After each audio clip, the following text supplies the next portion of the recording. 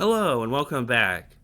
Let's go over the Acorn Stakes on Friday at Saratoga. It's for 3-year-old fillies, and it's a short enough field. We'll just go one by one down the list, and we'll start off with number 1, Prom Queen. Prom Queen is a filly that I liked after the Gulfstream Park Oaks, and actually I thought she might be the favorite for the Kentucky Oaks based on that win, and it's just a testament to how much I liked Always a Runner that I couldn't pick Prom Queen on top. I think I ranked Prom Queen third in my final analysis for the race, but it didn't mean that I didn't like her Gulfstream Park Oaks. It's just that there were 2 other horses that I liked more, including Meaning in the Kentucky Oaks. Prom Queen finished 5th in that race, 4 3/4 of a length behind Always a Runner, but she had an excuse. We're going to watch the beginning of the Kentucky Oaks right now. Here we have the Kentucky Oaks, and Prom Queen is coming out of the 8 post, but she's number 10, so watch the middle. And watch how Javier Castellano just lets her lag towards the back. I mean, I thought she was squeezed a bit coming out of the gate, but it wasn't too bad. And now she's third to last as they round the first turn. And that's bizarre because in her previous races, she would run, 1 or 2 lengths off the lead? She's a tactical speed horse, which means you might see her in second or third early on, and here she was in the Kentucky Oaks, running third to last through the first quarter. I just thought that was strange. I mean, she finished 5th at the end, but she had more to do than Always a Runner and Meaning, and who was the other filly? Counting Stars. They were all, either towards the front or in the middle. Let's see if we can catch Prom Queen as they round the far turn, turning for home. And Prom Queen is initially on the outside, still like third to last. You see her face kind of dirtied up, and now she's moving towards the inside. And she is moving. Again, she had more to do. It was not easy coming from that position for a horse who's not used to being in that position. And she was moving forward at the end, so that's a positive. I don't know how much better the first 4 horses are compared to her because she didn't have a fair chance. And if she had a fair chance, she might have been closer at the end, maybe contending for the trifecta spots. Alright, let's watch the Gulfstream Park Oaks, where Prom Queen was in a much better position rounding the turn, right next to My Miss Mo. And watch the jockey on My Miss Mo. He is all over My Miss Mo, while Javier Castellano is barely riding Prom Queen. Well, he is pumping her, but the whip isn't out yet. And she just takes the lead easily over My Miss Mo, who is under a hard ride. Remember, My Miss Mo went on to win the Black Eyed Susan at Pimlico. No, not at Pimlico, at Laurel Park. And Prom Queen easily beats her. Prom Queen is my choice in this race.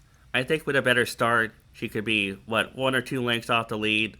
Or maybe she could take the lead. There's only 5 fillies in this race. And rounding the turn, I don't know for sure if she will win, but I know the value will be there because Always a Runner will take the money, and Meaning will take money as well. And this is one of those rare situations where maybe the Brad Cox filly offers some value, even with Flavien Prat on board. Prom Queen is my choice in the Acorn Stakes. Let's talk about the other fillies. Number 2, Counting Stars, is also interesting. She comes off a 3rd place finish in the Kentucky Oaks, and she also won the Fantasy Stakes at Oaklawn Park. Now, what can I say about her run in the Kentucky Oaks? It felt like she didn't like running behind horses, or she didn't like to move forward while running behind horses. And I'm going to show what I mean as they round the far turn. Counting Stars is the one on the inside, the number 4 filly, with the white blaze. And you see her running in place. She isn't losing ground, but she isn't moving forward. She's right behind Meaning and Explora, and Always a Runner is taking the lead right now, so now she's behind a wall of horses. And watch her as she goes into clear towards the wire. Once she's in the clear, it feels like she starts to move forward towards Meaning. And let's watch the gallop out if we can. Now she's moving well in the gallop out. I mean, it's just a gallop out, but I feel like she didn't like moving because she was behind horses, taking dirt, and maybe if she was in the clear like Always a Runner, she could have done better. Counting Stars will be my second choice in this race. The value will be there, even with Irad Ortiz on board. Again, the public will want Always a Runner, meaning should still be the second choice. Counting Stars, she might be the best value of them all, but I'll rank her second for this analysis. We move on to number 3, Meaning, who ran second in the Kentucky Oaks. And the best thing I can say about that effort is that she moved first into a fast pace. You see +10, +9 under 1C and 2C, and 46 and change is fast for 9 furlongs at Churchill Downs. We're going to watch the race again, and we catch them approaching the far turn. You see the fractions already, 23.08, 46.85, 110.78. Meaning he's on the outside, making that first move. Explorer's on the lead, Counting Stars is stuck behind them, as I said, and Always a Runner is making her move on the outside, but she had some benefit of the pace. Meaning he's going to take the lead, and then Always a Runner is going to pass her. I'm going to give Meaning some credit for the pace, but I'm going to rank her third, because I think she's still popular. She's 3-1 on the morning line, and everyone saw that she ran second. And just because Counting Stars was third and Prom Queen was fifth, they're just going to be higher odds than her. Again, Meaning had to move into that fast pace. She's only 3-1 on the morning line, though. She could be lower odds. And I just want to take the higher odds fillies, but I know Meaning can win this race. Let's go down to number 4, Maximum Offer. We aren't going to spend too much time on this filly. I think she's overmatched. And I know the runner-up in her last start, Betty's Pearl, went on to crush an off-trail claimer at Churchill Downs, but Maximum Offer had all the benefit of the pace in that race. You see -26, -16, she was right up on the lead, and she had all the benefit while Betty's Pearl had to overcome the pace to run second there. Maximum Offer, probably overmatched in this spot. Let's move on to Always a Runner. Number 5, Always a Runner, the Kentucky Oaks winner. When I first watched the Kentucky Oaks, what impressed me the most about this filly is that she was willing to sit behind horses and take dirt, and it didn't bother her, because for some fillies, or some colts and fillies that are inexperienced with racing, taking dirt in between horses, it tends to bother them, and they don't make the same run in the stretch run. But Always a Runner was willing to sit in the middle of the pack and be patient. And now she's moving up. It's hard to spot her, but I think she's moving up right now. And you see her on the outside, number 9. Now she's in the clear. And she had less experience than Meaning and Explora, but she just goes by them.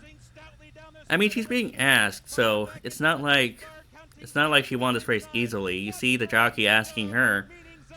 But still, it is impressive that she sat behind all those horses. She tipped out and moved past horses that were more experienced than her. And in only her, third start, she wins the Kentucky Oaks. And if you follow me, you know that I hyped her up. I posted about Always a Runner several times, saying I was going to single her. And of course, I made a single video about her. And then I made a separate video on the Kentucky Oaks and put her on top. Always a Runner was my horse in the Kentucky Oaks. And if I was picking my fan favorite for this race, the Acorn Stakes, I would want Always a Runner to win. But this is not, it's not picking your favorite horse. It's handicapping. It's finding the best value in the race. And she's 4-5 on the morning line. I think that's accurate. I don't think I want to take her at 4-5. I'm going to rank her third in the race. I realize she could win, though. And if you're doing a multi-race wager, you might want to include her anyway, just to protect your wager. But if I was just betting this race to win, or an exacta, I don't think I would want to put her on top, because I don't know, what's the point? She's 4-5, and I don't know if the fillies behind her in the Kentucky Oaks are that much worse. Always a Runner could win this race. I realize that she might be the best horse, but I don't have enough evidence to say that she will definitely win this race. So I'm going to rank her third, and I realize she could win and ruin my ticket, but that's fine. Prom Queen is my top choice for the Acorn Stakes at Saratoga. With a better start and a better position, she will be right there with the leaders turning for home, and I think she'll have a good chance to win. Counting Stars could win as well. Meaning could win as well. Always a Runner could win as well, obviously. I don't want people to think because I'm putting Always a Runner and Meaning in third and fourth that I don't think highly of them. I do think highly of them, but Prom Queen is the value play in this race. And maybe Counting Stars as well. I don't have a final bet lined up yet. I need to think about it more. Maybe I'll just use Prom Queen and Counting Stars in my Acorn Stakes Belmont Double. Or maybe just Prom Queen. I need to think about it more. No matter what, Prom Queen will be in my ticket. Prom Queen, my top choice, Acorn Stakes at Saratoga on Friday. Thanks for watching my video.